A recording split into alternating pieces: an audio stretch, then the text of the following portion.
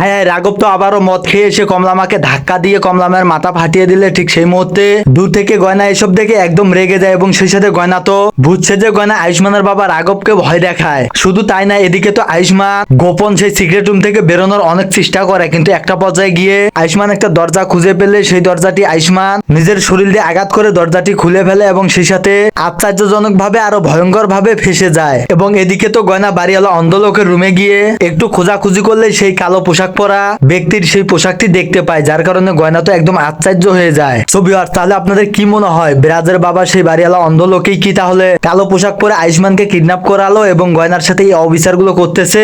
আপনাদের কি মনে হয়? তো হ্যালো ভিউয়ার্স, কেমন আছেন সবাই? আশা করি সকলে ভালো আছেন। সো ভিউয়ার্স, নিয়েছিলাম গহনা এক গ্রামের কাহিনী নাটকের 246তম পর্বে সুন্দর একটি এক্সপ্লেনেশন। তাই ভিডিওটির মূল টপিকে ফিরে যাওয়ার আগে আপনারা যারা এখনো আমাদের চ্যানেলটিকে সাবস্ক্রাইব করেন নাই তারা অবশ্যই গাইস নিজের ভাই মনে করে চ্যানেলটিকে সাবস্ক্রাইব করে দিবেন। সো ভিউয়ার্স, গহনা এক গ্রামের কাহিনী নাটকের 246তম পর্বে শুরুর দিকে আপনারা দেখতে পারবেন গয়না ঈশানের মা চাকরিকে ভয় দেখালে ঈশানের মা চাকরি তো একদম ওখান থেকে পালিয়ে যায় এবং এরপর তো তিনি চোখ মেলে গয়নার দিকে তাকায় এবং গয়না তো ইশারা দিয়ে তিন্নিকে উঠতে বললে তিন্নি মেঝে থেকে উঠে পড়ে এবং এরপর তো গয়না তিন্নিকে টেনে রুমের বাইরে নিয়ে আসে এবং সেই সাথে গয়না তো তিন্নিকে বলে, তিন্নি আজও তো তুমি সঠিক সময় এসে আমাকে বাঁচিয়ে নিলে, নয়তো আমাকে তো দেখেই ফেলেছিল। ঠিক তখনই আমাদেরকে দেখানো হয় গয়নাকে যখন আলিয়া এবং চাকুরি মিলে কিডন্যাপ করছিল, ঠিক তখনই দূর থেকে তিন্নি সবকিছু দেখে নেয়, যার কারণে তিন্নি ভাবে হায় হায় গয়নাকে যে খারাপ আলিয়া এবং সেই সাথে জেঠিমা দেখে নিল, আমি এখন কি করি? এরপর তো তিন্নি বুদ্ধি করে চাকুরির রুমের লাইট অফ করে দেয়, যার কারণে লাইটটি বন্ধ হওয়া মাত্রই তো চাকুরি লাইট খুঁজতে যায়। আর এদিকে তিন্নি তো একটা ডাসা দিয়ে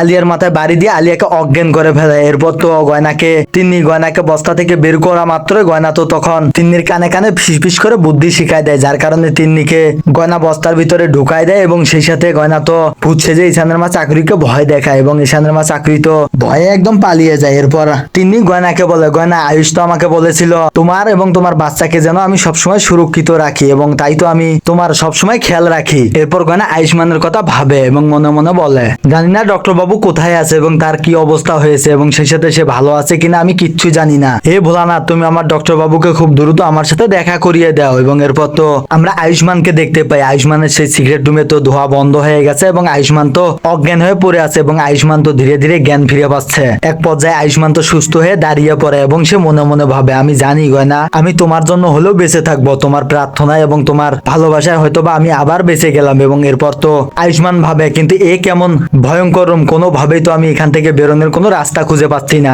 আমাকে কিভাবে এই রুমে ঢুকানো হলো? অবশ্যই তো আমি কোনো না কোনো ভাবে হোক এখান থেকে বেরোতে পারবো। এরপর তো আয়ুষ্মান বুদ্ধি করে দেয়ালের প্রত্যেকটা অংশে আঘাত করে এবং একটা পর্যায়ে আঘাত করতে করতে গিয়ে সে একটা দরজা দেখতে পায় এবং দরজাটি সে তার শরীর দিয়ে আঘাত করতে করতে দরজাটি খোলা মাত্রই তো একটা নতুন আবারও আশ্চর্যজনক ভাবে সিক্রেট রুমে ঢুকে যায়, যার কারণে আয়ুষ্মানও আশ্চর্য হয়ে যায় এবং বলে, এ কি ব্যাপার, দরজাটি তো একদম বন্ধ হয়ে গেল এবং এই সিক্রেট রুম থেকে তো আর কোনো দরজাই দেখতে পাচ্ছি না, তাহলে এখানেও আমি আটকা পড়ে গেলাম। এবং এরপরের দৃশ্যে আমরা দেখতে পাই ঈশানের মা চাকুরি তো গয়নার আত্মা দেখে ভয় পাওয়ার কারণে সে মন্ত্র পড়তেছে এবং এরপর আলিয়া চাকুরিকে বলে, আরে জেঠিমা এসব করছো কি, গয়না কখনো মারা যায়নি, ও বেঁচে আছে, খুব শীঘ্রই আমি তোমাকে প্রমাণ দেবো। এবং এরপরের দৃশ্যে আমরা দেখতে পাই গয়না ভাবতেছে, আমাদের বাড়ির কেউ না কেউ তো আমাদের ডক্টর বাবুকে কিডন্যাপ করিয়েছে, কিন্তু কে সে? তিন্নি এবং কমলামা তো হতেই পারে না, এবং তাছাড়া চাকুরি এবং আলিয়া তারা তো আমার ক্ষতি করতে চায়, কিন্তু ডক্টর বাবু তো কোনো ক্ষতি করার কথা না, তাহলে আমি কিভাবে ডক্টর বাবুকে খুঁজে বের করবো? আমার কাছে তো এটা চ্যালেঞ্জ হয়ে দাঁড়িয়েছে। এই কথা বলে তো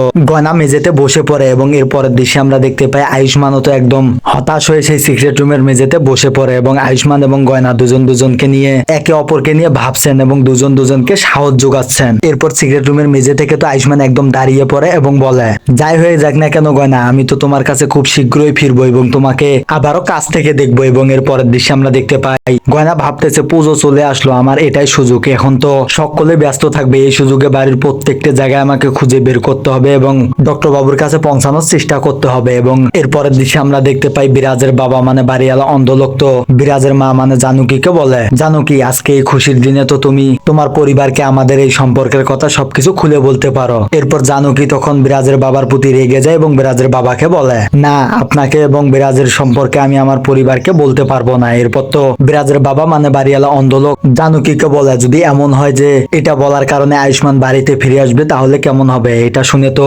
জানুকি একদম চমকে যায় এবং বলে, কিভাবে আয়ুষ্মান ফিরে আসবে মানে? এরপর তো বাড়িওয়ালা অন্ধলোক জানুকিকে বুদ্ধি করে বলে, না, যদি এমন হতো তাহলে তো ভালোই হতো। এবং এরপর দৃশ্যে আমরা দেখতে পাই গয়না তো আলিয়ার রুমে গিয়ে খুঁজতে লাগে। আলিয়ার রুমে কোনো কিচ্ছু না পেলে চাকুরি রুমে যায় এবং চাকুরি রুমে গিয়ে খুঁজতে খুঁজতে কিচ্ছুই পায় না এবং এরপর তো গয়না বাড়িওয়ালা অন্ধ লোকের রুমে গিয়ে খুঁজে এবং একটা পর্যায়ে গিয়ে গয়না আশ্চর্যজনক ভাবে ওই কালো পোশাকটি পেয়ে যায়, যে কালো পোশাকটি পরে নকল পুলিশ অফিসারদেরকে মারা হলো এবং সেই সাথে আয়ুষ্মানকে কিডন্যাপ করা হয়েছিল, যার কারণে গয়না বলে এই মুখোশধারী বাড়িওয়ালার সব গোপন তথ্য বাড়ির সকলকে বলে দেব এবং আমার ডক্টর বাবুকে সকলেই মিলে ফিরিয়ে আনবো। সো ভিউয়ার্স, এই ছিল গহনা এক গ্রামের কাহিনী নাটকের 246তম পর্বের সুন্দর একটি এক্সপ্লেশন। তো আপনাদের কাছে কেমন লেগেছে অবশ্যই কমেন্ট করে জানাবেন এবং পরবর্তী ভিডিওর এক্সপ্লেশন ভিডিওটি সবার আগে দেখতে হলে অবশ্যই আমাদের চ্যানেলটিকে সাবস্ক্রাইব করে আমাদের সঙ্গেই থাকবেন।